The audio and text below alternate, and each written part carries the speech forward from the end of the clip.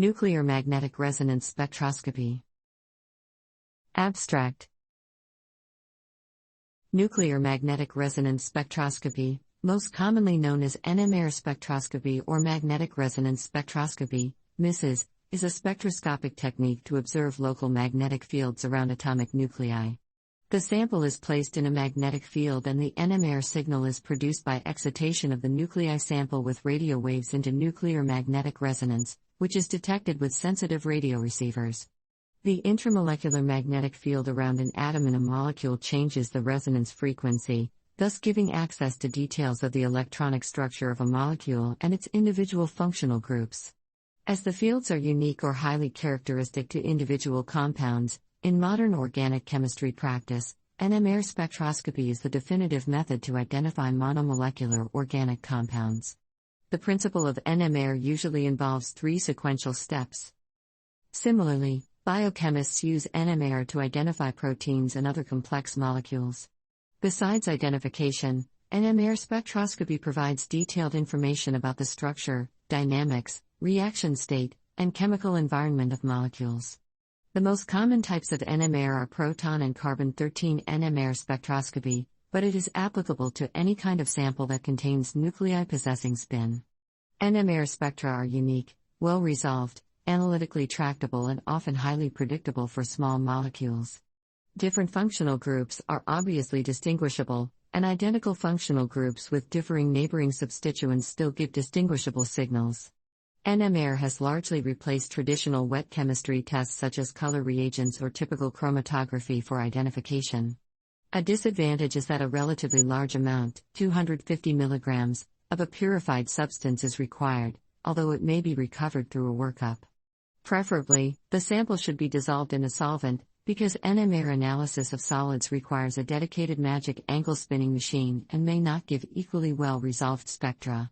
The timescale of NMR is relatively long, and thus it is not suitable for observing fast phenomena, producing only an average spectrum.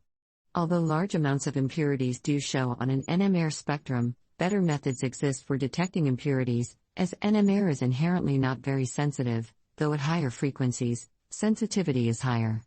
Correlation spectroscopy is a development of ordinary NMR. In two-dimensional NMR, the emission is centered around a single frequency, and correlated resonances are observed.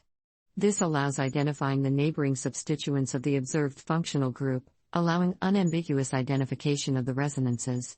There are also more complex 3D and 4D methods, and a variety of methods designed to suppress or amplify particular types of resonances. In nuclear over-Hauser effect (NOE) spectroscopy, the relaxation of the resonances is observed. As NOE depends on the proximity of the nuclei, quantifying the NOE for each nucleus allows for ion of a 3-dimensional model of the molecule. NMR spectrometers are relatively expensive. Universities usually have them, but they are less common in private companies. Between 2000 and 2015, an NMR spectrometer cost around $500,000, $5 million. Modern NMR spectrometers have a very strong, large and expensive liquid helium-cooled superconducting magnet, because resolution directly depends on magnetic field strength.